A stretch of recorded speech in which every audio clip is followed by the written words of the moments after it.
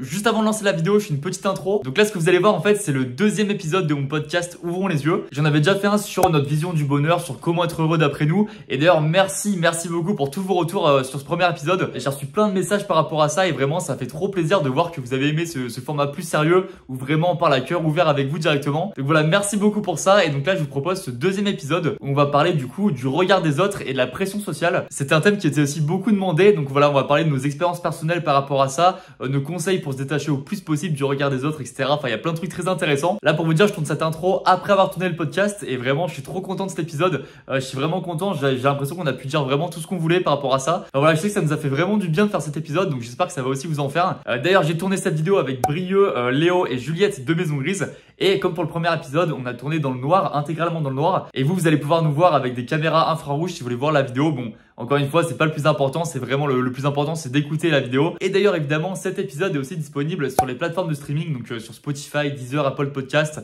Il y en a plein d'autres aussi. Je vous mets tous les liens en description. Donc voilà, si vraiment vous voulez écouter et faire d'autres choses en même temps, c'est totalement possible. N'hésitez pas bien sûr à vous abonner, à laisser un pouce bleu, à laisser un commentaire, donner votre avis. Ça fait trop plaisir de voir ça aussi à chaque fois. Voilà, merci à tous. Je vous laisse avec le podcast. C'est parti. Bonjour à tous. Aujourd'hui, on va parler d'un thème qui nous concerne toutes et tous, le regard des autres. On va parler avec vous de l'impact qu'il a sur nos vies, de nos conseils concrets pour s'en détacher au plus possible au quotidien, parce que c'est très important. Et on va également parler de la pression sociale, qui est un thème directement lié au regard des autres. On le subit tous et ça a aussi un gros impact sur nos vies, donc c'est aussi très important d'en parler. Alors toi qui nous écoutes, bienvenue, on va parler de tout ça ensemble. C'est parti pour ce deuxième épisode de Ouvrons les yeux. Et pour ce deuxième épisode, j'ai également un très beau casting. On a déjà deux personnes qui étaient là au premier épisode, Brieux et Léo. Et une petite nouvelle, c'est Juliette, également à Maison Grise. Bonjour à tous. Bonjour Lucas, bienvenue Juliette. On est bon du coup pour commencer sur ce thème-là. C'est vrai que dans le dernier podcast autour du bonheur, on avait un peu évoqué le regard des autres. C'était toi, je crois, Brieux, qui en avait parlé. Ouais. Et du coup, on s'est dit ça pourrait être intéressant d'en faire un podcast, un épisode dédié à ça. D'ailleurs, j'en profite pour vous remercier aussi pour vos retours sur le premier épisode. Ça faisait vraiment super plaisir. Et donc, directement, on va rentrer dans le vif du sujet. Parce que y a beaucoup de choses à dire là-dessus. C'est vrai que c'est un thème qui nous concerne toutes et tous, peu importe l'âge. J'ai l'impression beaucoup plus quand on est jeune. Et c'est vrai qu'on a une communauté quand même relativement jeune. Et je pense que c'est important d'en parler. Donc justement, d'abord, à faire un premier tour de table. Parce que je pense que c'est important, déjà pour les gens qui nous écoutent, de s'identifier un peu à ce qu'on va dire, parce que je pense que nous tous, même si on a des avis différents, on peut être touché par le regard des autres, et je trouve ça rassurant un peu d'entendre des gens qui en parlent, qui ont un peu le même avis que nous, et c'est pour ça qu'on va faire un petit tour de table. Déjà par exemple, Léo, pour commencer, est-ce que toi tu te sens atteint par le regard des autres au quotidien? Clairement, oui, je me sens atteint par le regard des autres, clairement involontairement, hein, si je pouvais. J'aimerais faire partie de ces personnes qui se laissent penser ou sont vraiment dans un détachement total vis-à-vis du regard des autres. Je pense que c'est une force extrême. Moi, je suis clairement très touché, je pense que c'est le mot, touché par ce qu'on peut penser de moi ou ce que je crois que les autres pensent de moi. Et ça je pourrais le développer plus longuement, mais ça peut avoir attrait à mon physique. Mais ça peut aussi avoir attrait à mes caractéristiques, à des traits de personnalité que je pense que les autres vont repérer chez moi et dénigrer. Donc je vis constamment depuis que je suis petit dans l'idée qu'il faut que je sois un peu... que je fasse pas de vagues, que je sois dans la norme, que je sois vraiment dans la moyenne pour pas trop me démarquer et qu'on dise pas que je suis bizarre, que je suis... C'est pour ça que par exemple je passe tous les matins... du temps devant la glace, à essayer de scruter ma peau, en plus un peu des problèmes de peau parfois. Donc vraiment constamment, vraiment ce regard des autres, je sais pas vous, mais en tout cas moi, il m'habite constamment et j'aimerais qu'il m'habite moins. Et c'est pas paradoxal avec le fait, par exemple, d'être exposé publiquement via les vidéos, les choses comme ça? Comment tu le vis ça du coup? Je pense qu'il y a la plupart des gens qui font des vidéos et qui se mettent en scène, c'est un moyen aussi de se réapproprier se réapproprier sa personne et de mettre en avant les qualités qu'on souhaite montrer. Et de ce que j'ai pu constater en étant sur YouTube depuis 2 ans, en fait, il y a beaucoup de youtubeurs, comme beaucoup de gens qui font de la télé, qui ont des insécurités, comme la plupart des gens finalement. Et dernièrement, je voyais une interview de François Civil, par exemple, qui disait qu'il n'était pas à l'aise avec son corps. Et à partir de ce moment-là, tu peux te dire, mais putain, mais si François Civil n'est pas à l'aise avec son corps, peut-être qu'il faut qu'on repense la manière dont on se juge et qu'on soit un petit peu plus bienveillant avec soi-même. Et justement, ce que tu dis, alors ça rebondit, ça anticipe un peu ce que j'allais dire sur la deuxième partie, entre guillemets, des conseils pour s'abstraire un peu du regard des autres. J'ai vu un tweet une fois qui m'a fait vachement du bien de Yass encore. Alors, c'est un mec à qui j'ai fait une vidéo, d'ailleurs, une vidéo de foot sur ma chaîne. Et en fait, il avait fait un tweet tout bête qui était juste, c'est quoi, vous, vos complexes dans la vie?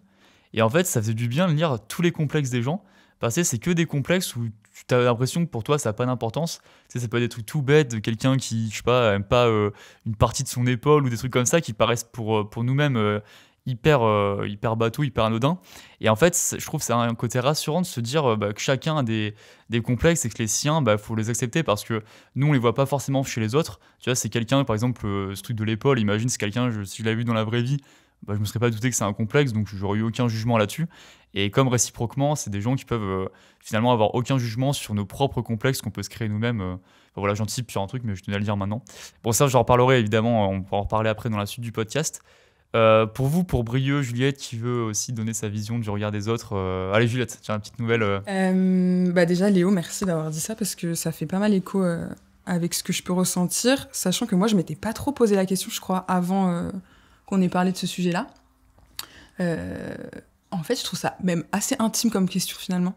Parce que dire que le regard des autres t'impacte, j'ai l'impression que c'est un peu être vulnérable, du coup, par rapport aux autres. T'as parlé de normes, moi j'ai l'impression que j'ai toujours été un peu dans la norme. Depuis la primaire jusqu'au lycée, j'ai toujours été un peu dans les groupes, un peu au milieu, entre guillemets. J'étais pas les personnes, entre guillemets, rejetées, ni les personnes populaires. J'ai toujours été dans ce milieu-là. Et je m'en suis rendu compte il y a pas très longtemps. Et en fait, je me disais, du coup, est-ce que j'ai été impactée par le regard des autres en étant dans ce milieu-là, ou c'est juste moi, naturellement, avec un peu l'éducation que j'ai eue, qui était très classique, entre guillemets, je me suis retrouvée dans ces groupes-là. Et du coup, je trouve que ça pose vraiment une question un peu d'identité aussi. Qu'est-ce qui t'a influencé à être socialement normal, entre guillemets, et qu'est-ce qui fait que d'autres personnes sont différentes? Tu veux dire que, en fait, on se sent impacté par le regard des autres parce qu'il y a une forme de normalité qui est érigée dans la société et que si on rentre pas dans ces cadres, tout de suite on peut se voir jugé plus ou moins fortement. C'est un peu ça? Ouais, exactement. Et donc, dès que, par exemple, t'es une période où tu prends un peu de poids, par exemple, je vais être complexée par le regard des autres en me disant que je suis plus dans la norme dans laquelle je m'étais un peu imposée à un moment donné. Pareil, je peux parler par exemple de mes cheveux. J'ai des cheveux bouclés avec beaucoup de volume. Pendant tout le collège et le lycée, je les ai pas du tout assumés parce que la mode, c'était d'avoir les cheveux lisses, par exemple. Et un jour, en première, j'ai une copine qui m'a dit « Mais Juliette, lâche tes cheveux ». Je les ai lâchés. Je me suis sentie hyper fière de moi en me disant « Mais t'as réussi à enlever un peu la dictate que tu t'étais peut-être imposée toute seule aussi ».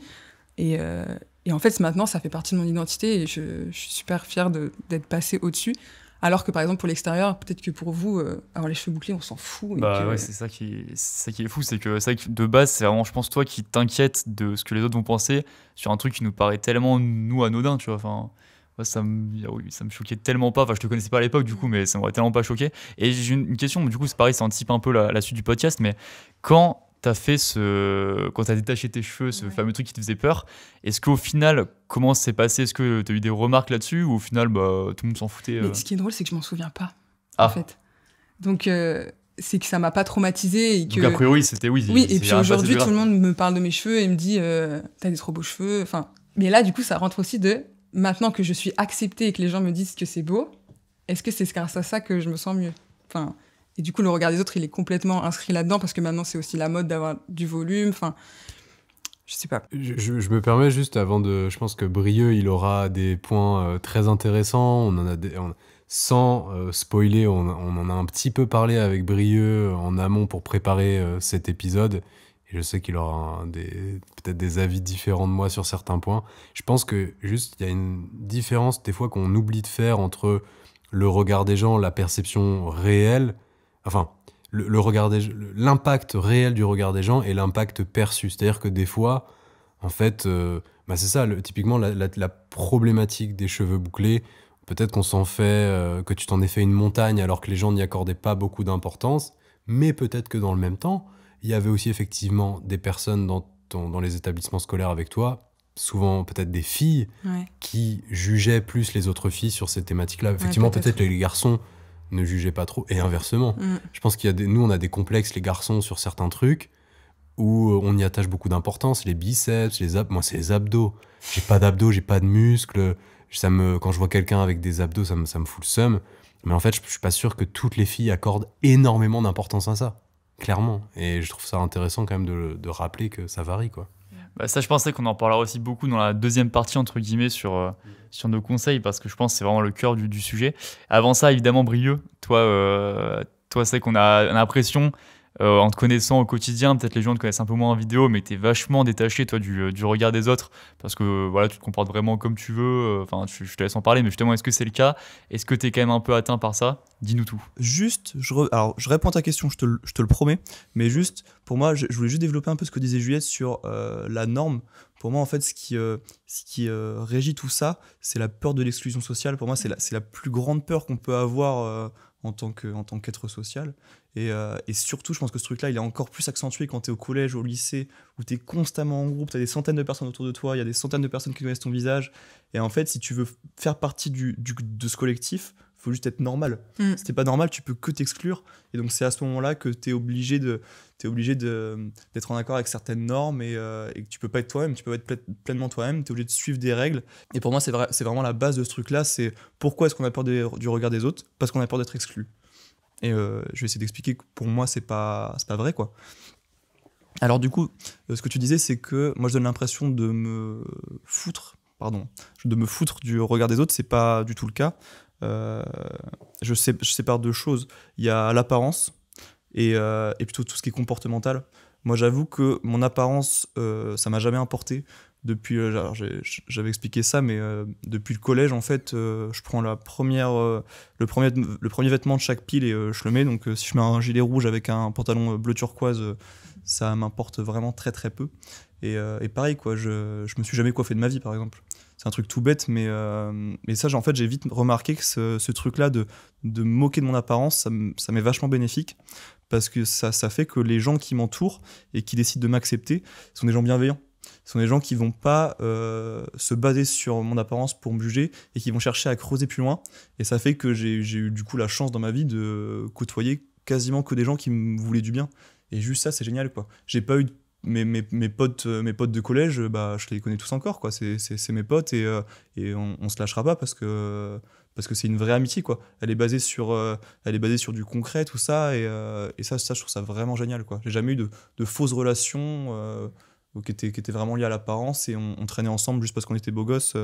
Brieux, je te remercie, je trouve ça trop intéressant. Et moi, il y a un truc qui m'obsède, c'est je me dire, moi j'aurais aimé faire ça, mais déjà je pense que mon éducation, on n'a pas eu l'éducation. Moi, ma mère, je l'ai toujours vu me dire, fais attention, mets bien ton pantalon comme ça, fais pas comme ça, les gens ils vont te critiquer, ils vont. Et en fait aussi, quand j'allais au collège, si t'avais le malheur de pas avoir la bonne paire de baskets, le bon machin, tu prenais la misère. Peut-être qu'on n'était pas dans le même type de collège. Moi, j'étais pas non plus... j'étais pas dans une zone en guerre, hein, mais en plus, moi, j'étais roux quand j'étais petit. Et moi, j'ai vécu du harcèlement sur ma couleur, donc même... Et mon petit frère aussi. Et même, du coup, en ayant les meilleurs vêtements du monde, dans tous les cas, on se faisait victime. Et du coup, je me demandais, toi, t'as jamais eu d'harcèlement par rapport à ton apparence? Alors, du harcèlement pur, je pense pas. Forcément, des moqueries, mais j'en ai eu des centaines. Des centaines. C'est des blagues, mais les blagues récurrentes, c'est plus drôle. Mais alors, ça m'a toujours touché. Ça m'a toujours touché, du collège, lycée. Au fond de moi, je pense qu'à ces moments-là, j'aurais aimé être différent, mais ma vraie nature, c'était comme ça, quoi. Je pouvais pas le matin me dire je vais prendre 10 minutes pour me coiffer, quoi. Pour moi, c'était inenvisageable. Si je peux gratter 10 minutes de sommeil, mais je les gratte là-dessus. Je m'en fiche, au fond de moi, je m'en fiche. Et donc ça c'est... j'ai commencé à un petit peu me détacher de ça après, une fois que j'ai eu mon bac. Et ça s'est accentué une bonne fois pour toutes quand je suis arrivé à Maison Grise. Et là, du coup, c'est un peu paradoxal, parce que c'est là que j'ai commencé à apparaître un peu dans les vidéos, à être un peu connu par les gens. Et théoriquement, ça aurait pu être l'inverse, ça aurait presque dû être l'inverse. Mais c'est vraiment là que j'ai dit, j'ai commencé à me dire, mais je suis libre et je m'en fous, quoi. Et c'est vraiment, mais quel plaisir! Et ça a commencé un petit peu à se développer, et encore plus qu'à l'apparence, où j'ose faire des choses que avant, il y a certaines choses que je faisais, mais juste après, j'avais honte. Et là, j'ai plus honte de rien, quoi. Et un truc intéressant, je trouve, là-dessus, c'est Mathieu qui l'avait dit au premier épisode, c'est que toi, justement, tu as ce comportement-là. Et ce qui est fou, c'est qu'au final, tout le monde t'apprécie à Maison Grise, tout le monde, enfin, comment dire, il n'y a aucune moquerie, il n'y a rien du tout. C'est qu'en fait, c'est ultra bienveillant. Et en fait, je pense que moi, c'est la clé aussi de la confiance en soi. Bon, c'est vrai que c'est un autre sujet, mais aussi par rapport, pour se détacher du regard des autres, c'est juste d'assumer pleinement ce qu'on fait. Parce qu'en fait, je prends l'exemple du collège. Et là, j'anticipe un peu, je pense, on va rentrer maintenant dans la deuxième catégorie, dans la deuxième partie du podcast, qui est comment réussir à se détacher du regard des autres. Et pour moi, vraiment, avec du recul, je prends l'exemple du collège. Le mieux, c'est clairement d'assumer ce qu'on fait. Par exemple, imaginons, là, t'es un collégien qui est fan d'opéra. Tu as envie d'être chanteur d'opéra, mais je pense que quand tu es au collège, forcément, comme c'est pas trop à la mode, je pense que tu peux être un peu moqué par ça. Donc, tu as deux choix à ce moment-là. Il y a soit, du coup, tu n'oses pas le faire, tu n'oses pas faire de l'opéra parce que tu as peur que les gens se moquent de toi, c'est ringard, etc. Et donc, toute ta vie, tu seras un peu frustré d'être passé à côté, pourquoi pas, d'une passion, d'une carrière, d'une vocation. Et donc, en fait, tu vas te restreindre de faire quelque chose vraiment qui te passionne, tout ça, par une peur hypothétique en plus du regard des autres, c'est-à-dire que peut-être que juste tu vas dire à tes potes ou aux gens du collège que tu fais de l'opéra et que tout le monde va s'en foutre. Donc là, c'est une hypothèse que tu te crées de peut-être que les gens vont me dire vont se moquer de moi, etc. Donc déjà, tu as cette option-là où vraiment tu renies ce truc-là et t'oses pas le faire. Et ça, c'est sûr que tu finiras par des regrets vraiment profonds et très durs dans les années qui suivent. Ou alors tu as l'option où tu assumes et tu as envie de le faire, donc tu fais l'opéra. Et bon, on va pas se leurrer, effectivement, au collège, c'est quand même une période un peu ingrate où les gens peuvent se moquer. Donc il y aura peut-être des moqueries de gens qui vont un peu te faire des vannes là-dessus. Mais pour moi, à partir du moment où tu as le réflexe d'assumer, clairement, oui, je fais de l'opéra et je trouve ça stylé et j'aime bien en faire, je suis persuadé, alors peut-être que je suis déconnecté du monde, mais j'ai l'impression que à partir de ce moment-là, juste les gens te respectent et te laissent tranquille. Et t'as pas ce truc-là où tu l'assumes à moitié, tu sens que les autres te vannent dessus et tu montres que ça te touche. Et en fait, je trouve que c'est quelque part une conclusion assez cool, c'est-à-dire que ça encourage à faire ce qu'on veut et en plus à l'assumer, donc c'est-à-dire à juste vivre normalement. Et j'ai l'impression que c'est vraiment la meilleure des choses à faire, sachant que là, je prends l'exemple du collège, où c'est vraiment la période, on va dire, la plus dure, où voilà, les gens peuvent à la limite se moquer de ça, d'être chanteur d'opéra, on va dire. Mais je pense que quand tu grandis au lycée, déjà, il y a beaucoup moins de remarques parce que les gens grandissent, prennent en maturité. Et par exemple, à notre âge, je pense que personne va se moquer par exemple, de quelqu'un qui fait de l'opéra. Donc, pour les gens qui nous écoutent, qui ont notre âge, je pense que c'est vraiment, faut se dire qu'on est dans une société, à notre âge en tout cas, où les gens respectent les choix des gens, peu importe ce que tu fais. Et à la limite, si t'as encore des gens débiles qui vont se moquer de ça et t'embêter au quotidien, tu te sépares de ces gens-là. Et puis, ça te permet de faire un tri, comme tu disais, Brieux. Et c'est au final très positif. Et moi, justement, je reprends l'exemple, j'ai pris l'exemple de l'opéra parce que c'est ce qui m'est venu en premier. Mais moi, c'est ce qui m'est arrivé avec les vidéos YouTube quand j'en faisais au collège. Moi, ma phobie au collège, c'était les serpents et aussi que les gens sachent que je fais des vidéos sur YouTube. Et j'avais commencé en 6e et vraiment, j'avais trop peur que des gens tombent dessus, les regardent devant moi, en parlent. Et en fait, j'aurais pu le faire le choix, comme beaucoup de mes potes l'ont fait à l'époque, de tout simplement arrêter de faire des vidéos sur YouTube et je serais passé à côté de tout ce que je vis là maintenant. Et ça aurait été vraiment dommage, tout ça pour des gens où aujourd'hui je me souviens même pas de leur prénom, je ne saurais même pas dire qui faisait des vannes là-dessus. Ça aurait été vraiment dommage de passer à côté de la vie dont j'ai toujours rêvé. Tout ça pour éviter 2-3 moqueries de personnes dont je m'en fous réellement aujourd'hui. Et c'est des gens que vous allez jamais revoir une fois que vous aurez quitté le collège, que vous aurez continué votre vie, quoi. Donc je pense que c'est vraiment important de se dire j'assume ce que je fais parce que j'ai pas envie de vivre avec des regrets uniquement par une peur hypothétique, encore une fois, du regard des gens. Et une des manières de s'en rendre compte le mieux, et on s'en rend compte par exemple au collège ou au lycée, c'est quand on fait des exposés. Quand on passe pour faire un exposé, on se dit « Oh là là, la terre entière va me juger ». Une fois qu'on a passé, qu'on a fait son exposé, que c'est quelqu'un d'autre qui passe, en fait, on se rend compte que la personne, on l'écoute pas. C'est vrai. Et donc, en fait, tu te dis, mais en fait, moi, quand je suis passé, les gens m'écoutaient pas non plus, donc ça va, en vrai. Et ça, je pense que ça peut permettre de dédramatiser un peu aussi ce regard des gens, qui est souvent un petit peu fantasmé, je pense. Pas tout le temps, évidemment, mais... Moi, si j'ai un conseil à donner aux gens, alors je sais pas du tout si j'ai la légitimité pour, mais je pense qu'il faut oser. Je crois que c'est juste ça le mot, c'est ce que disait un peu Lucas tout à l'heure. Faut oser. Alors on peut partir de rien, mais je suis sûr que tous les gens qui nous écoutent, ils ont des rêves, ils ont envie de faire des choses et ils les font pas. Eux-mêmes savent pas pourquoi. Alors c'est peut-être lié au regard des autres et à cette peur de l'exclusion, mais oser, mais commencer par des trucs tout bêtes, mais je pensais à ça tout à l'heure. Juste, j'en parlais déjà l'autre fois, mais juste oser appeler, si vous avez la chance d'encore les avoir, votre grand-mère, votre grand-père pour lui dire je t'aime. Juste commencer par ça, petit à petit, et oser faire des choses, oser, et vous pouvez pas regretter ces choses-là, c'est pas possible. Et en osant faire des choses, vous allez réussir. Encore une fois, si vous êtes jugé, vous en foutez parce que ces gens-là n'ont rien à faire dans vos vies. Écartez-les de vos vies, faites un tri naturel. Et osez faire des choses, quoi. Réalisez vos rêves, et c'est là que vous allez réussir à vous entourer que de personnes bienveillantes. Et puis j'ai l'impression que c'est tout bête, mais il faut juste se décider une fois dans sa vie de se dire c'est bon, là, à partir de maintenant j'ose, et j'arrête de procrastiner, j'arrête d'avoir peur, et c'est parti, quoi. Je prends le contrôle de ma vie, et c'est ma vie, c'est moi qui décide. Mais surtout, c'est vrai que un autre exemple aussi, c'est imagine, là, je vous dis maintenant, venez, on va dans la rue, et là, on chante en hurlant du Beyoncé, en dansant. Ouais, on a trop peur naturellement. Enfin, moi, le premier, jamais j'oserais faire ça. En me disant, mais attends, mais les gens vont trop me juger, ça va être terrible, vraiment, je vais être la honte sur Terre. Et au final, à l'inverse, imagine, là, on sort dans la rue et on croise quelqu'un qui chante du Beyoncé en dansant. Bah, enfin, genre, soit on aura un petit rire de, ok, bah, enfin, cool, ça, enfin, il fait ce qu'il veut, ok, machin. Et à la limite, même s'il a une petite pensée, un peu de oh, qu'est-ce qu'il fait, c'est un peu honteux, mais 3 secondes après on a oublié, on passe à notre vie. Enfin, faut se dire un truc, c'est que les gens dans la vie ont tous des problèmes, ont tous des choses à penser, et ils ont aucune importance, enfin aucun temps à accorder à juste se moquer de quelqu'un, à le descendre, à avoir un regard négatif sur lui.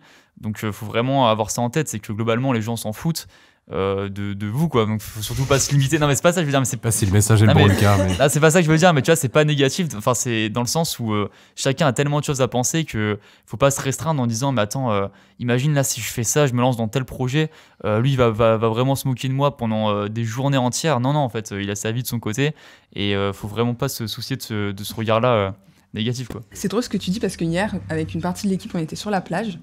Et il y avait un groupe de personnes qui avaient des casques sur les oreilles et qui dansaient face à la mer, tu vois. Mais ils dansaient comme si vraiment personne ne les regardait. Et il y avait des gens sur la plage qui se moquaient un peu d'eux, enfin qui étaient intrigués. Et en fait, on a analysé cette situation et on se disait, on est curieux parce qu'en fait, on a presque envie de faire comme eux, mais on n'ose pas, quoi. Et pourquoi on n'osait pas ? Parce qu'on avait peur d'être ridicule. Alors que si on était tout seul face à la mer et qu'il n'y avait personne, peut-être qu'on l'aurait fait. Et du coup, on se sentait presque un peu bête de pas les rejoindre et danser avec eux, quoi. Mais tu sais, c'est comme la situation où t'es en boîte ou juste dans une soirée et t'oses pas danser à fond, ouais, parce que t'es gêné. Et ce qui est marrant, c'est qu'au final, la personne qui paraît la plus pas à sa place, c'est au final la personne qui se restreint de pas trop danser parce qu'elle a peur d'être jugée. Et au final, c'est la personne qui est paradoxalement le plus jugée, parce qu'elle n'ose pas faire clairement la chose, alors que si tu danses clairement, que tu danses bien ou pas, bah, au final tout le monde se dit bah ok, il est bon délire, et c'est cool, quoi. Enfin, je sais pas si c'est un bon exemple, mais ça me fait penser à ça là quand on parlait de la danse sur la plage, ouais. Et je vous donne un dernier exemple, c'est que avant j'avais honte de me dire que j'allais méditer en public, et depuis quelque temps j'ai commencé à le faire, d'abord dans un centre de méditation avec d'autres personnes, donc c'est du semi-public en vérité puisque c'est dans un endroit fermé.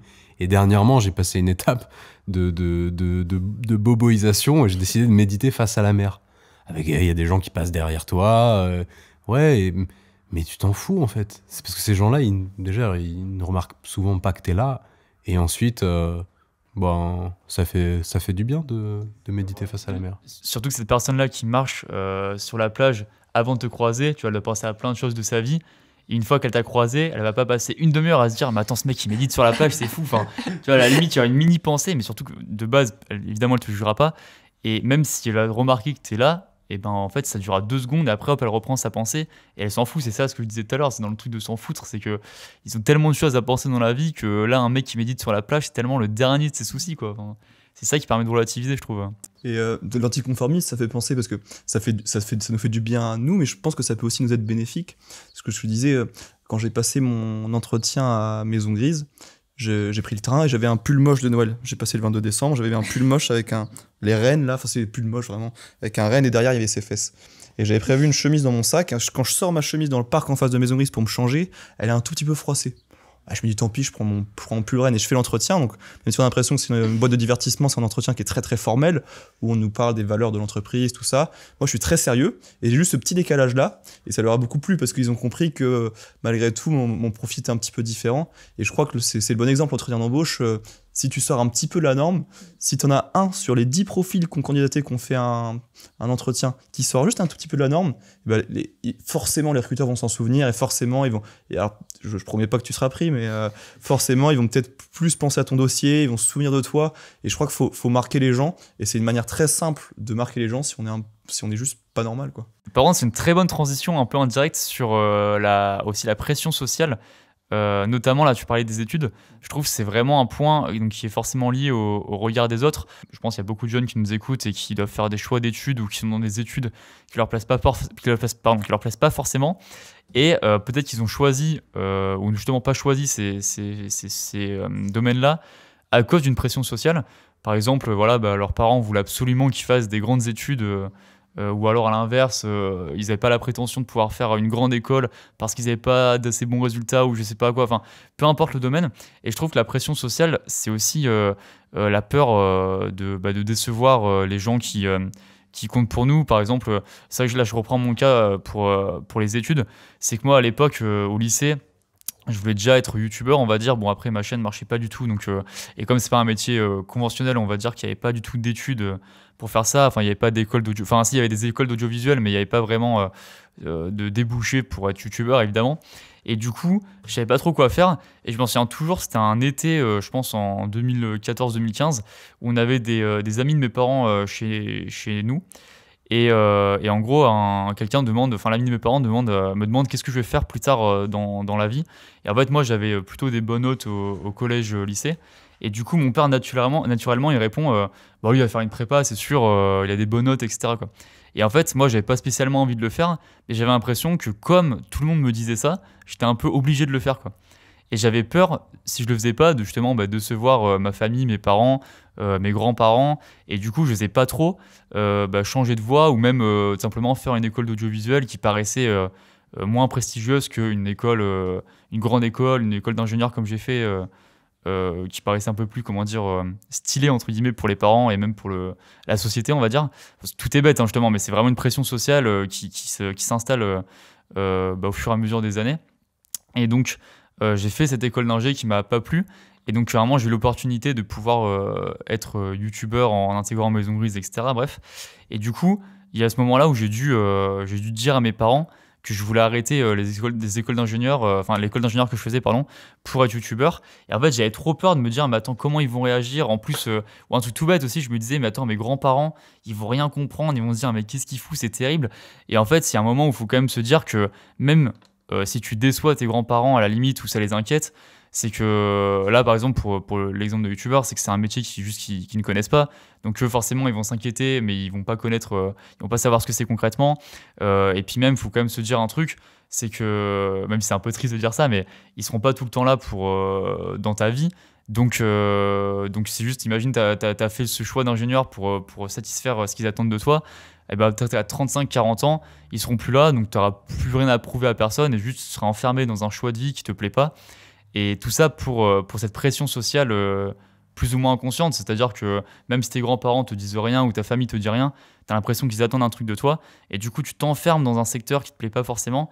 Et je pense qu'il faut vraiment réussir à se détacher de ça, que même si c'est ta famille ou quoi, c'est important vraiment de vivre ta propre vie. Parce que tu sais pas pourquoi ils pensent ça, peut-être qu'ils sont mal renseignés, ils savent pas trop ce que tu aimerais faire. Et voilà, je sais pas si c'est vraiment clair. Mais... Si, c'est très clair. Et je pense qu'on a tous des expériences un peu dans lesquelles on peut se reconnaître par rapport à ce que tu disais, Lucas. Même Juliette, je pense que toi aussi, tu en as des expériences similaires. Bah ouais, carrément.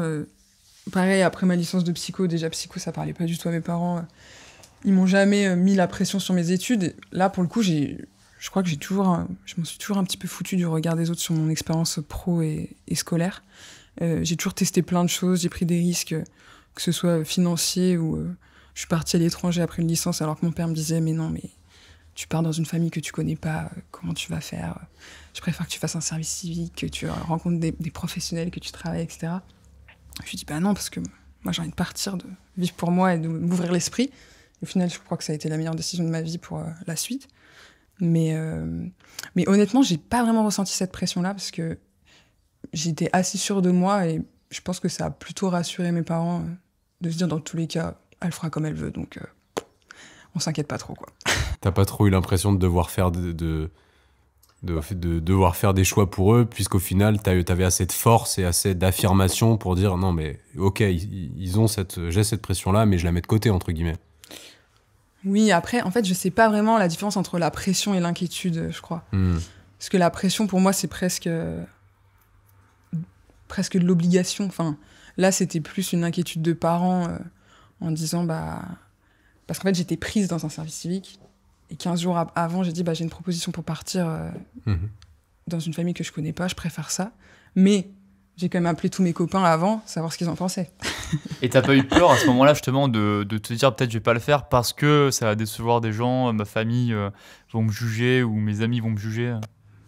En vrai, je me suis dit, si ça marche pas, cette expérience à l'étranger, au pire, je reviens et je ferai un service civique, quoi. Ça, c'est pour toi personnellement, mais t'avais pas peur, du coup, justement, du jugement Non, parce qu'au final, ça me regardait moi et cette expérience, il y a toujours un peu la peur du trou dans le CV, tu sais, de dire mais comment tu vas justifier cette année ou comment tu vas justifier cette expérience. Tant que tu es authentique dans ton parcours et que tu assumes tes choix et que tu expliques pourquoi tu les as fait à tel moment, pour moi, il faut un peu se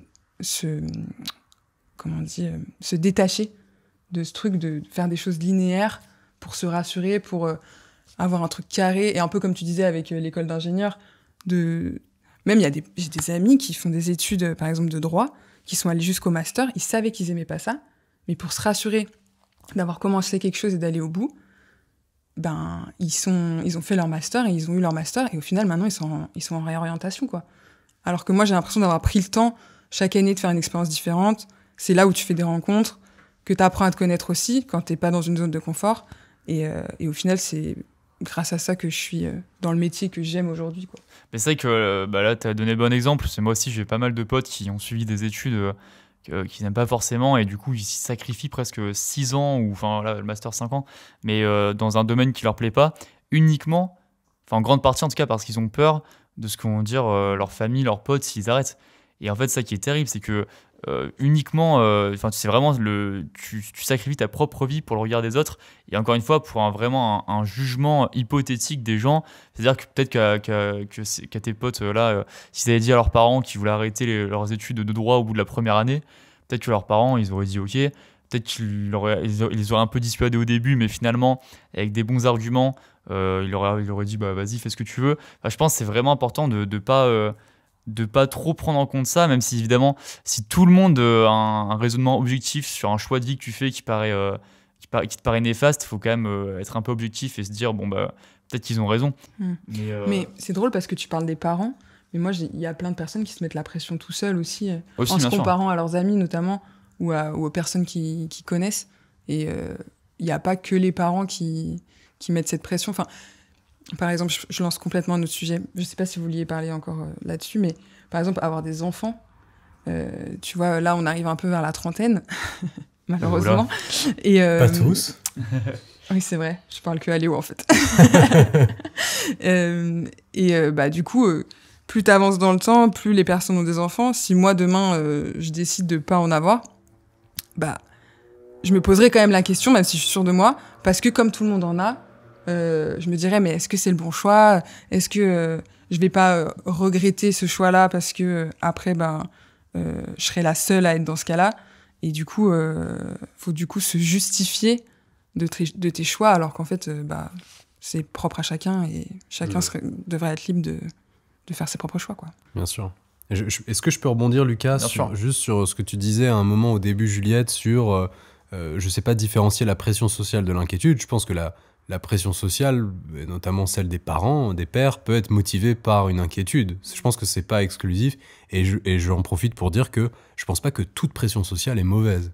Et il y a une forme de pression sociale si elle est bien appliquée.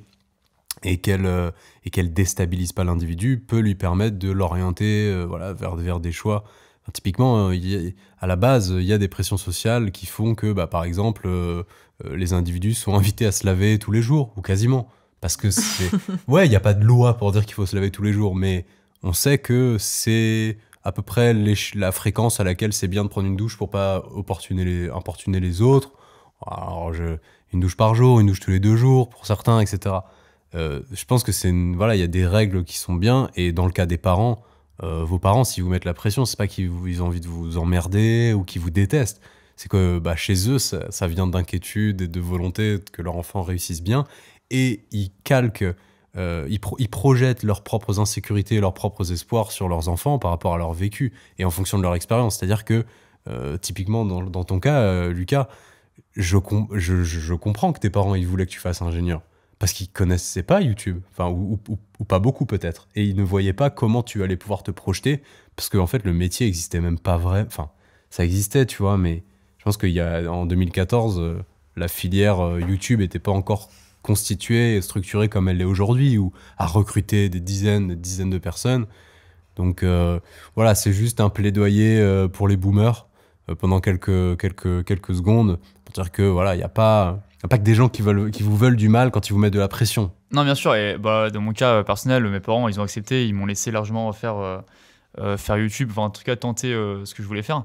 Mais moi, je parlais plus, par exemple, imagine là quelqu'un qui nous écoute, il est pareil en 3e année de droit, et il voulait être en fait boulanger depuis le début, mais il a trop peur que sa famille le juge, et du coup, il n'ose pas trop le faire.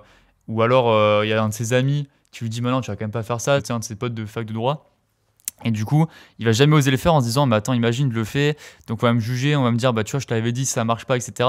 Allez, et en fait, il y a un autre truc aussi qu'il faut se dire, je pense, c'est déjà, bon, c'est des gens qui seront pas tout le temps là pour toi. Ce pote de fac de droit, bah, au temps, tu le reverras après tes études, tu le reverras plus jamais.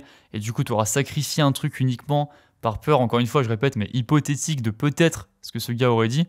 Et en plus, il y a un autre truc à se dire, bon, ça c'est un peu plus peut-être triste comme vision de la vie, mais c'est peut-être que tout le monde n'a pas une bonne intention et que cette personne-là te dissuade de faire ce choix de vie parce que bah, elle n'aurait pas eu le courage elle-même d'abandonner ses études. Peut-être qu'il y a un peu d'opportunisme, bah, elle aimerait bien que tu restes dans la même fac que lui. Enfin, tu vois, il y a plein de choix, etc. Faut vraiment, je pense, justement se détacher du regard des autres parce qu'on ne sait jamais de quelles intentions il y a derrière, pourquoi est-ce que les gens disent ça. Peut-être qu'ils sont, dans le cas des parents, mal informés du métier que tu aimerais faire, des grands-parents, bah, peut-être que juste ils n'ont pas la conscience de ce que tu as envie de faire réellement. Enfin, il y a plein de facteurs qui jouent et qui, je pense, motivent le fait de se dire que le plus important, c'est avant tout ce qu'on veut soi-même. Évidemment, il faut rester cohérent et un peu objectif. Faut pas non plus se jeter dans n'importe quel plan sans y réfléchir parce que bon, peut y avoir des graves conséquences derrière. Mais je pense que c'est vraiment important de s'écouter soi-même et de toujours remettre en question un peu le regard des autres, les paroles des autres et d'être vraiment maître de soi-même, quoi. Et juste pour revenir sur la pression qui est liée aux études, pour moi, il y a un vrai décalage entre notre génération et celle de nos parents, parce que je crois que nos parents, on leur a appris qu'il fallait qu'ils aient de l'argent, et nous, on nous a appris qu'il fallait être heureux. Et donc, on a deux objectifs qui sont différents, et nos parents ont vraiment envie qu'on trouve une stabilité. Les études, souvent, ça permet de faire des métiers aussi moins pénibles, ça c'est un fait, mais nos parents ont vraiment envie qu'on fasse des études dans l'espoir de trouver une certaine stabilité financière. Et vu que nous, on n'a pas le même objectif dans notre génération, où on cherche plutôt à être heureux, à profiter de la vie, tout ça, parce qu'on a des problématiques que nos parents n'avaient pas, on subit vraiment cette pression. Mais je crois que si ce qui compte, c'est le bonheur, faut vraiment faire des choix, faut vraiment penser pour soi, qu'est-ce que j'ai envie de faire. Il y a que ça qui compte, il y a que ça qui compte. Pour dévier légèrement sur le sujet de la pression sociale, du regard des gens, je trouve que sur Internet, plus précisément, je trouve que nous, on a une situation un peu unique, enfin, pas unique, mais rare, qui est qu'en fait, on est des jeunes gens, relativement pour certains, un peu moins pour d'autres, qui sont quand même très exposés médiatiquement sur les réseaux sociaux, et je pense que ça nous impacte tous avec plus ou moins de force sur la manière aussi dont on se construit comme individu. Et je pense que toi, Lucas, t'es notamment la personne, t'es une des personnes pour lesquelles ça a été le plus fort, parce que t'as été connu quand même assez tôt, et moi, ça m'intéressait vraiment de savoir comment le regard des gens et peut-être la pression sociale t'avait impacté quand tu t'étais lancé sur YouTube, et même maintenant ensuite. Bah en fait, je pense que je vais essayer de rester un peu général aussi pour pas parler que du cas d'un youtubeur. Le but, c'est vraiment que les gens qui nous écoutent puissent un peu, comment dire, s'identifier à tout ça. Mais ce que je veux dire, c'est même par exemple pour quelqu'un qui s'expose sur les réseaux, qui a juste un compte Instagram public, on va dire. Je pense que, je vais citer, alors la citation peut paraître originale, mais c'est Kinvey, dans une vidéo avec Darko, il a dit une phrase que je trouvais trop bien. C'est n'accorde pas d'importance aux critiques des personnes de qui tu n'écouterais pas les conseils. Donc c'est-à-dire si vraiment là t'as juste un inconnu qui va commenter ta dernière photo en disant je sais pas, t'es mal coiffé, t'es moche ou j'en sais rien, n'importe quel truc, je partirais du principe que pourquoi j'accepterais sa critique, pourquoi est-ce que ça m'impacterait. Et je pense qu'il y a un autre truc aussi à prendre en compte qui est très important en général pour la confiance en soi, c'est faut partir du postulat, c'est que on pourra jamais plaire à tout le monde, mais vraiment c'est impossible. C'est-à-dire que d'autant plus là quand on fait des vidéos de divertissement, c'est pas le truc le plus clivant, mais forcément t'as des gens, ils vont pas aimer le concept, ils vont pas nous trouver drôle, ils vont pas aimer la personnalité, donc forcément déjà dans ce cas-là on va pas plaire à tout le monde. Et même dans la vie en général, il y aura forcément, mais peu importe qui on est, toujours des gens qui nous aimeront pas sur Terre. C'est-à-dire que des fois je prends l'exemple sur Twitter où je vois un héros qui sauve des vies, où tu te dis mais alors, tout le monde universellement doit dire ce gars c'est un héros, on l'adore. Et ben non, t'as toujours des gens qui répondent qui n'aiment pas ce gars pour telle raison qui peut paraître plus ou moins absurde, mais en tout cas, tu dis quoi qu'il arrive, je plairai jamais à tout le monde, et je pense qu'il faut avoir conscience de ça, c'est que, donc voilà, on pourra pas plaire à tout le monde, donc autant plaire à soi-même avant tout, et puis on verra qui ça plaît derrière, et à l'inverse aussi, il y a le truc positif de, peu importe qui on est, on va forcément plaire à un groupe de gens aussi. Donc imagine quelqu'un qui nous écoute, qui se sent hyper atypique dans son mode de vie, dans son physique, peu importe, dans sa façon d'être, et qui se sent rejeté par une partie des gens, il faut se dire que quoi qu'il arrive, il y a plein de gens, on est quand même 7 milliards, 8 milliards sur Terre, je ne sais même plus. Mhm. Donc il y a plein de gens qui sont comme toi, qui voudront être avec toi, être potes avec toi, être en couple avec toi, peu importe. Et je pense, je dévie totalement de ce que tu disais, excuse-moi, mais en tout cas, je trouve c'est important de le dire, ça fait penser à ça. C'est que quoi qu'il arrive, des gens vous aimeront pas, quoi qu'il arrive, des gens vous aimeront, et il faut juste faire le tri parmi toutes les personnes que vous croisez dans votre vie. Et c'est pas grave s'il y a des gens, vous commencez à être proche de ces personnes et finalement ça vous descend plus qu'autre chose ou leur regard n'est pas bienveillant ou ça vous impacte, et ben vous détachez de ça. Et pareil du coup sur les réseaux, vous faites un tri. Et moi je sais que si maintenant quelqu'un commente, je le connais pas en me disant peu importe l'attaque que c'est sur ma personnalité en vidéo, un truc physique ou quoi, et ben juste je pars du postulat, je sais que ces gens-là m'aiment pas, et parce que c'est pas grave, je peux pas plaire à tout le monde. Et en plus, voilà, c'est plus spécifique à YouTube, mais ce que je dis souvent, c'est que je sais que ces gens-là, ils aiment pas l'image que je renvoie publiquement sur les réseaux, mais je suis sûr que si on se connaissait dans la vraie vie, on serait potes, et ça me fait vraiment relativiser. Et je pense à tout ce truc-là, c'est que, c'est important vraiment d'avoir conscience de ça, qu'on peut pas plaire à tout le monde, quoi. D'autant plus que vouloir plaire à tout le monde, et moi je l'ai expérimenté parce que j'ai un peu cette phobie de déplaire à quelqu'un, je veux toujours que tout le monde m'aime, etc. En fait, ça fait parfois dans certaines situations on devient un peu lisse. Et la vérité c'est que les gens aiment pas forcément avoir quelqu'un devant eux qui est d'accord tout le temps avec eux et qui dit amen à tout.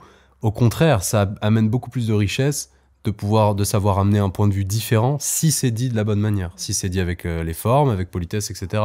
Et moi, ça, je m'en suis vraiment rendu compte sur le tard. Je commence seulement à 28 ans à me dire, en fait, j'ai le droit d'avoir une opinion différente, et si j'ai un désaccord avec quelqu'un que j'aime par ailleurs, que j'apprécie, etc., c'est pas grave. La personne ne m'attaque pas personnellement lorsqu'elle exprime un désaccord, et de la même manière, moi, je lui en veux pas. Voilà. Et ça, être à Maison Grise et être avec des gens, avec des personnalités différentes, ça m'a fait beaucoup de bien à ce niveau-là. Et je pense, je cite Brieux, pas parce qu'il est là, j'ai envie de le flatter, mais vraiment, Brieux, c'est quelqu'un qui est capable de dire des choses sur une personne avec humour, etc. En plus, en général, c'est bien dit. Et moi, des fois, je me dis, oh, mais j'aurais jamais osé dire ça. Et puis après, je vois 5 minutes après la personne à qui il a dit ça, qui est en train de blaguer avec lui. Et c'est là que je réalise que, évidemment, il y a l'intention qui compte. Il veut pas blesser la personne. Mais il y a aussi le fait que, je pense, Brieux, tu as un certain détachement sain vis-à-vis des gens. En tout cas, une bonne distance. C'est-à-dire que tu sais que, vu que la personne t'apprécie de base et que toi, elle sait que ton intention n'est pas mauvaise, votre relation, elle est saine et qu'il n'y a pas de souci, tout ira bien. j'ai aussi un humour. Alors je sais j'ai un humour assez clivant. Je veux jamais faire du mal, mais en fait je suis comme ça parce que j'aime qu'on soit comme ça avec moi. Moi j'adore qu'on se moque de mon physique. J'adore c'est le genre de truc qui me fait le plus rire, quoi. J'adore l'autodérision, et donc j'essaie un petit peu de provoquer ça chez les gens justement pour qu'ils soient comme ça avec moi. Et quand j'ai une relation comme ça avec quelqu'un, je me dis voilà, c'est bon, j'ai tout gagné, et je peux passer 3 heures avec la personne et on se fait que des vannes, et qu'est-ce que c'est bon, quoi. Et moi, je trouve qu'il y a un truc aussi par rapport à ça qui est rassurant dans la vie. Je sais que moi, je l'ai à Maison Grise et je pense qu'à notre âge, beaucoup de gens l'ont dans leur vie. C'est que si, par exemple, des gens rigolent de moi sur un point, par exemple, qui peut me toucher, tu vois, qui peut paraître un peu anodin pour les gens, un truc physique, un truc de comportement, je sais pas, un truc sur mes vidéos, peu importe. Et donc pareil pour vous qui nous écoutez sur un truc anodin sur vous, je sais que si vraiment ça me touche, je vais juste aller voir la personne et parler sérieusement, dire bah honnêtement ça, j'aime pas quand on en parle publiquement, j'aime pas quand on en rigole ou quoi. Et je sais que si la personne est un tant soit peu intelligente et compréhensive, bah tout simplement elle ne fera plus la vanne là-dessus. Et du coup bah, on rigolera de plein de sujets sauf de ça. Et je trouve que c'est important aussi de simplement dire les choses.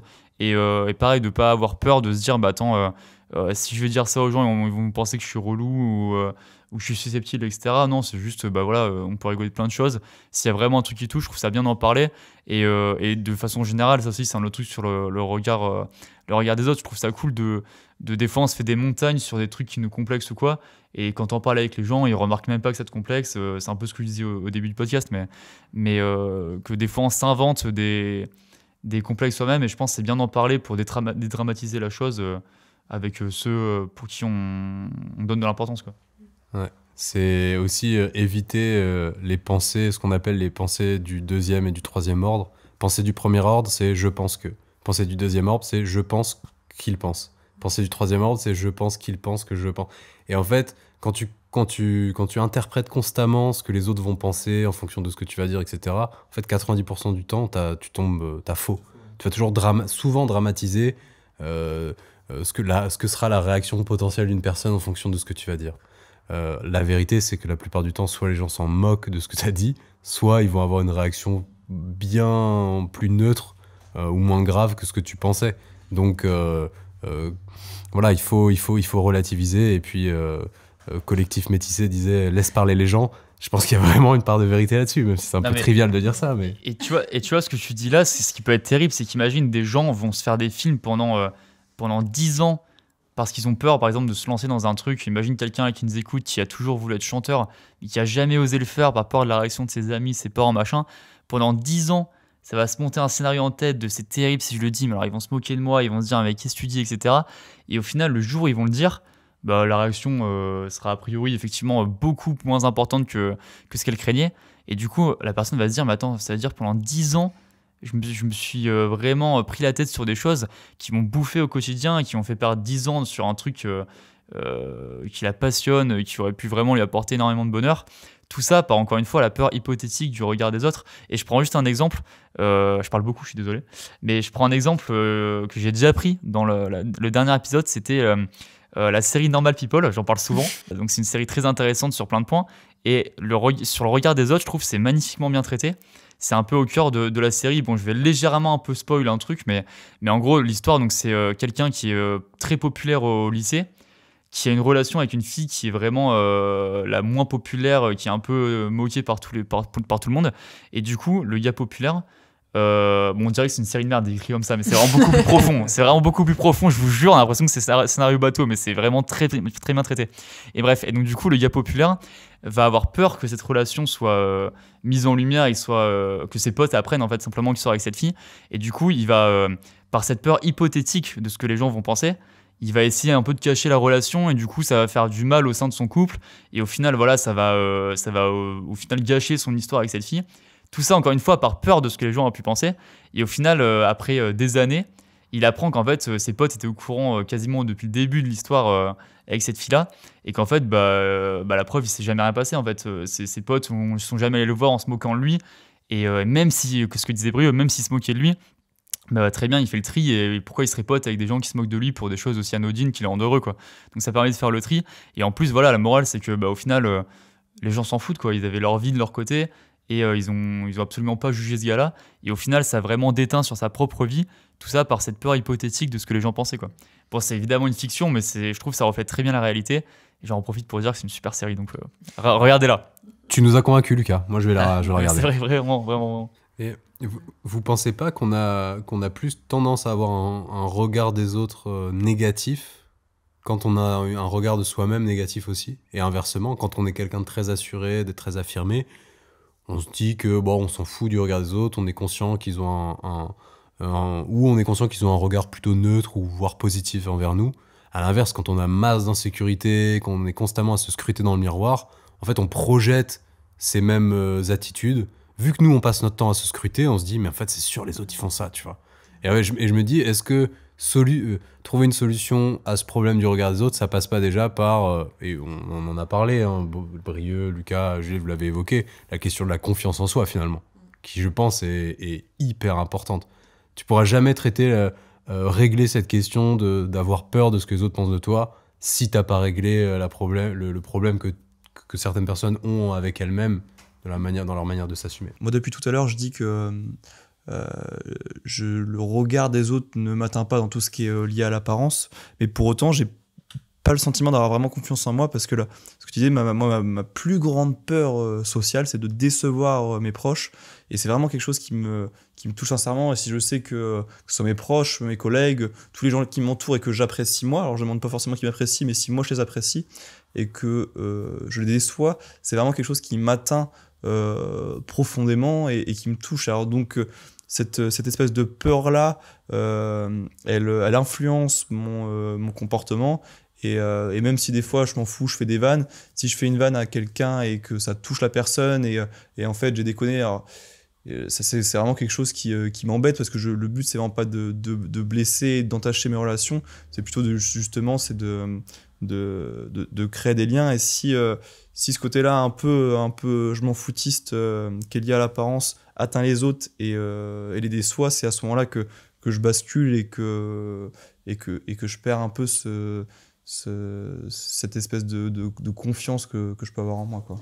Et j'ai une question, Brieux, parce que pour moi, c'est vrai que t'es vraiment je vais absolument évidemment t'inviter dans ce podcast, parce que pour moi, t'es vraiment le boss, justement, du regard des autres. Et comment, je sais pas s'il y a une recette magique, hein, mais comment c'est arrivé ce déclic tu vois, tu disais, tu t'habilles avec les premiers vêtements que tu trouves, c'est tout très, peut-être très bateau pour les gens, mais tu vois, c'est comment t'arrives à détacher de ça, à te dire, peu importe ce qu'on va me dire, ça m'atteint pas. Je fais souvent des points avec moi-même sur ma vie, sur mes valeurs, sur ce qui m'importe, sur mes objectifs. Et je crois qu'une des valeurs qui m'importe le plus, c'est ma liberté. Je tiens énormément à ma liberté, et chaque décision que je prends, chaque décision importante dans ma vie, si elle entache ma liberté, je pense que je la prends pas. Et donc il y a certaines choses qui m'engagent quand même, mais je veux savoir, si je prends une grande décision, comment est-ce que je peux faire marche arrière pour retrouver ma liberté si ça me pose problème, quoi. Et je crois que c'est ça que je trouve génial, c'est que quand je fais ça, alors c'est toujours les mêmes exemples, quand je me coiffe pas, quand je m'en fous, j'ai les mêmes chaussures depuis le collège, c'est vraiment ça, c'est que cette liberté-là, c'est ça qui me fait vivre, c'est ça mon moteur, c'est ça le moteur de ma vie, c'est vraiment cette liberté. Et qu'est-ce que j'aime, qu'est-ce que ça me procure de la dopamine, de me dire dans ma tête, je suis libre, quoi. Je suis libre de m'habiller comme je veux, je suis libre de faire ce que je veux, du moment que ça blesse pas les gens. Mais qu'est-ce que c'est génial, tout le reste, je m'en fiche, mais complètement, c'est tellement agréable. Et déjà, c'est vrai que c'est un peu le but ultime, j'ai l'impression. C'est vraiment un moteur pour tout le monde. Est-ce que toi, par exemple, Juliette, tu te sens un peu proche de Brieux à ce niveau-là, ou tu as encore des efforts à faire, tu as l'impression, pour détacher de ça on en parlait tout à l'heure un peu avec Brieux. En fait, j'ai l'impression c'est un peu ambivalent. Genre, je suis confiante sur qui je suis, sur la personne que j'ai réussi à être, entre guillemets, avec les valeurs que j'ai, et le fait aussi que j'arrive dans mon quotidien plutôt à dire ce que je pense, etc. Ça, c'est des choses qui, selon moi, sont positives. Et à côté de ça, il y a des petites choses sur lesquelles je doute. Par exemple, on peut prendre un exemple tout à l'heure, où j'ai mis une robe, et j'avais un doute. J'ai demandé à Brieux ce qu'il en pensait, et à d'autres collègues. Ils ont, valider le doute que j'avais, et du coup, j'ai changé de tenue. Et j'ai pas assumé la robe que j'avais mis, quoi. Et du coup, ça m'énerve, parce que je me dis, bah, du coup, je dépends complètement de l'avis des autres. Et j'aimerais un peu me détacher plus de ça sur des petites choses comme ça, où, en vrai, on s'en fout. Je l'avais emmenée, je la mets, et puis on n'en parle plus, quoi. Et donc, ça, j'admire ce truc-là chez Brieux, où il s'en fout complètement. Et en même temps, moi, je pense que j'ai besoin quand même que mon entourage valide certaines choses pour que je puisse avancer plus sereinement. Et à côté de ça, j'ai l'impression d'être assez indépendante. Donc, c'est tout le temps un peu des contradictions. Ouais. Des contradictions, ouais. Et toi, Léo? Je pense que j'y réfléchis beaucoup en ce moment. Je pense que j'ai pas totalement envie de me détacher du regard des gens. Je pense que j'aime bien, dans une certaine mesure, quand même, accorder attention à ce que les gens pensent de moi, ou ce que je pense qu'ils pensent de moi. Deuxième degré. Mais j'essaie juste de calibrer les autres. C'est pour moi, les autres... En fait, aujourd'hui, j'accorde de l'importance à ce que pensent les autres, mais si ces autres, c'est ma famille, mes amis. Si c'est des gens sur les réseaux sociaux, je prends avec beaucoup de pincettes ce truc. Parce que c'est souvent négatif. Ça peut être souvent néfaste, il faut faire très attention. Donc voilà, moi j'ai décidé aujourd'hui de prendre en compte ce que me dit ma famille, et encore pas tout le temps. Mes amis, et encore pas tout le temps. Je pense que j'arrive à un âge aussi où je sais ce qui est bon pour moi. Et lorsque je pense que j'ai un doute ponctuellement sur un truc qui pourrait être bien ou pas pour moi, bah je n'hésite pas à demander maintenant. Je vais pas rester à me dire « Putain, est-ce que ma mère elle pense que ça, il faudrait que je fasse ça ou pas ?» Non, je vais lui demander. Est-ce que ma meuf... Non, je vais lui demander. Donc voilà, j'essaye de m'en détacher, mais pas trop. Et j'accepte aussi de me dire que je peux pas tout contrôler. Il y aura toujours des moments où je me sentirai plus influencé par le regard des autres. C'est pas grave, je suis bienveillant avec moi-même et je me dis que c'est ok. Et je pense pour tous les auditeurs qui nous écoutent, je pense qu'il y en a beaucoup qui sont plus jeunes que moi, qui ont plus jeunes que 28 ans. Faut pas que vous paniquiez, faut que vous soyez serein aussi si vous êtes en train de vous construire en tant qu'adulte sur le fait que ça va très probablement aller de mieux en mieux au fur et à mesure que vous allez grandir. C'est très dur de se détacher du regard des gens lorsqu'on a 15 ans. Ça l'est encore beaucoup quand on a 20 ans. Déjà, à 25 ans, un peu moins lorsqu'on est un adulte. Et vous verrez, plus vous allez vieillir, plus vous allez prendre de la bouteille. Je dis ça comme si j'avais vraiment 48 piges, mais je le ressens vraiment sur ces dernières années où j'ai l'impression d'avoir plus pris en maturité en 2 ans que dans les 7 années précédentes. Et je vous garantis que statistiquement, il y a de grandes chances que ça aille mieux en vieillissant. Et que vous posiez, que votre cerveau accorde moins d'importance à tout ce que les autres pensent. Je suis convaincu de ça. Ah, c'est sûr, le plus dur, c'est l'époque un peu, on va dire, collège-lycée, où t'es vachement atteint par ça. Après, effectivement, en grandissant, tu peux encore l'être, mais je pense que c'est un peu de toute façon, globalement, on arrive à la conclusion, mais je pense que c'est vraiment le truc de base, c'est que nous-mêmes, on a fait un peu un tour de table, on est encore tous... atteint, on va dire, par ce regard des autres, à différentes échelles, etc. Je pense que c'est très très difficile d'un jour pouvoir se détacher entièrement du regard des autres. Et comme on a dit aussi, il y a des aspects positifs à ça. Mais le plus important, je pense, c'est vraiment ne pas se priver de faire certaines choses dont on a envie. Tout ça par une peur de ce que les gens peuvent peut-être penser. Et ça, c'est un message plus aux jeunes qui parfois ont peur de se lancer dans des projets. Bon là, quand on parle par exemple d'une robe, ça peut paraître plus anecdotique effectivement parce que c'est un cas précis, mais ça reflète plus une mentalité. Mais pour ceux qui nous écoutent et qui ont peur de se lancer dans des projets, dans des choix de vie, peu importe, dans une relation ou quoi, uniquement par peur des autres, faut penser vraiment à réussir à trier entre guillemets son entourage et avant tout à vivre pour soi. Et c'est vraiment important de vivre sans regret et de faire avant tout ce que vous voulez vous personnellement. Et du moment que vous l'assumez, c'est sûr que les gens bienveillants et qui comptent pour vous l'accepteront et seront très contents pour vous, quoi. Je crois que c'est une belle conclusion. Ouais, c'est pas mal. Peut-être encore quelques mots si vous voulez, mais il a bien parlé, Lucas. Là. Je suis... J'ai peut-être trop parlé, attention. Non. Bah, est-ce que vous avez quelque chose à rajouter vous ou pas là-dessus Non, t'as résumé tout ce qu'on a dit, mais en une phrase, donc c'était pas mal. Très longue la phrase, mais c'était pas mal. Manque de virgule et de ponctuation, quoi. Ouais, et pas avoir peur de se tromper, comme vous disiez depuis le début, oser, tenter. Ouais. Je pense que c'est comme ça que t'ajustes après. Et tu l'as très bien dit, Brieux aussi, s'entourer de gens bienveillants qui ont envie que vous soyez heureux et qui sont prêts à vous dire les choses aussi. Il y en a plein. C'est peut-être dur, on a l'impression des fois d'être isolé avec des gens qui nous jugent, etc. Mais je vous garantis, il y a plein de gens comme vous, peu importe qui vous êtes et qui vous aimeront, peu importe ce que vous faites dans la vie, comment vous vous habillez, etc. C'est vraiment important de s'entourer de ces gens-là, quoi. Ouais, et à tous les jeunes qui nous écoutent, prenez soin de vous. On a reçu pas mal de messages, je pense, suite au premier épisode, de gens qui nous disaient qu'ils avaient été un peu touchés ou que ce qu'on avait dit leur avait parlé par rapport à leur propre expérience. C'est un plaisir de pouvoir vous accompagner, potentiellement vous aider. N'hésitez pas à parler autour de vous, communiquer. Je pense qu'il y a plein de problèmes dans la vie qui viennent d'un manque de communication, et y compris sur le regard des gens, sur le jugement, sur la pression sociale. Faites-vous aider, parlez, essayez d'être entouré au maximum, et puis continuez d'écouter ce podcast si vous appréciez, évidemment. Ça fait plaisir, ça, et c'est une belle transition. Merci effectivement pour vos retours sur le premier épisode. J'espère que vous avez aussi aimé celui-là. Merci à mes invités, bien sûr. C'est toujours un très bon moment de parler avec vous de tout ça. À tous ceux qui nous écoutent, n'hésitez pas à nous faire vos retours, que ce soit là sur YouTube, sur la vidéo, sur Spotify, ou même par message directement. N'hésitez pas à nous écrire. En vrai, on a vraiment tout lu sur le premier épisode, et ça fait vraiment grave plaisir de voir que ça a pu aider certaines personnes, vraiment que vous avez passé un bon moment en l'écoutant. C'est vraiment nous le but ultime de ce podcast. Donc merci à tous. N'hésitez pas d'ailleurs aussi à nous proposer des sujets qui vous intéresseraient pour un troisième podcast qui arrivera très vite, évidemment. Merci encore à tous mes invités, merci à tous. Et on se retrouve très bientôt pour un prochain podcast. Salut à tous. Allez, ciao. Ciao. Ciao, ciao.